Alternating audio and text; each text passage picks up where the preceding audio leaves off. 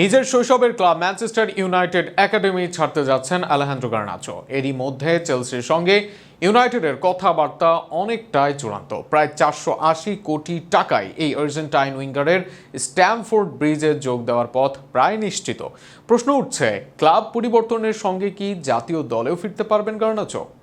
Argentina দলে মানসম্পন্ন উইঙ্গারের ঘাটতি থাকায় গার্নাচোর দিকে ভরসা করেছিলেন অনেকে।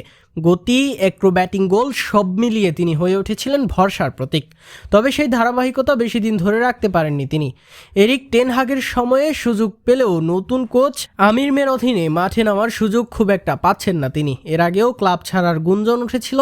নাপোলি তাকে কাভারাৎসখেলিয়ার বিকল্প হিসেবে নিতে আগ্রহী ছিল, কিন্তু শেষ পর্যন্ত সিরিয়া চ্যাম্পিয়নদের প্রস্তাব গ্রহণ করেননি তিনি। চলতি মৌসুমের শুরুতেই চেলসি আগ্রহ দেখায় গার্নাচোকে দলে ফেরানোর। এরপর এই ক্লাবের হয়ে খেলতে আগ্রহ প্রকাশ করেন তিনি। এমনকি একমাত্র চেলসিতেই খেলতে চান বলে জানান। ব্রিটিশ গণমাধ্যম দ্য টেলিগ্রাফ জানিয়েছে, প্রথমে ইউনাইটেড তাকে ছেড়ে দিতে 54 মিলিয়ন ইউরো দাবি করে। তবে আলোচনার মাধ্যমে সেই অঙ্ক কমে দাঁড়িয়েছে 35 মিলিয়ন ইউরোতে, অর্থাৎ প্রায় 500 কোটি টাকায় গার্নাচো যাচ্ছেন লন্ডনের নীল শিবিরে। বর্তমানে অনেক সমর্থক ম্যানচেস্টার ইউনাইটেডকে বলেন মৃত্যুকূপ, কারণ এখানে আসা খেলোয়াড়রা যেমন হারান ফর্ম, কোচরাও টিকে থাকতে পারেন না। গার্নাচো দীর্ঘদিন ধরে এই ক্লাবের অংশ হলেও নতুন কোচের পরিকল্পনায় তিনি নেই, সেটা পরিষ্কার। অপরদিকে চেলসির সামনে রয়েছে বড় প্রজেক্ট।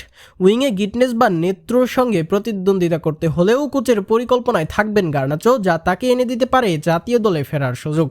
বর্তমানে তিনি স্কালোনির আর্জেন্টিনা দলে নেই, অনেকের মতে বিশ্বকাপের পরিকল্পনাতেও তার জায়গা নেই। তবে লেফট উইংয়ে নিয়মিত পারফর্ম করতে পারলে গার্নাচো যে আবারও স্কালোনির নজরে আসবেন সে ব্যাপারে সন্দেহ নেই। আর সেটা হলে আর্জেন্টিনার উইং সংকটের বড় সমাধান হয়ে উঠতে পারে গার্নাচো।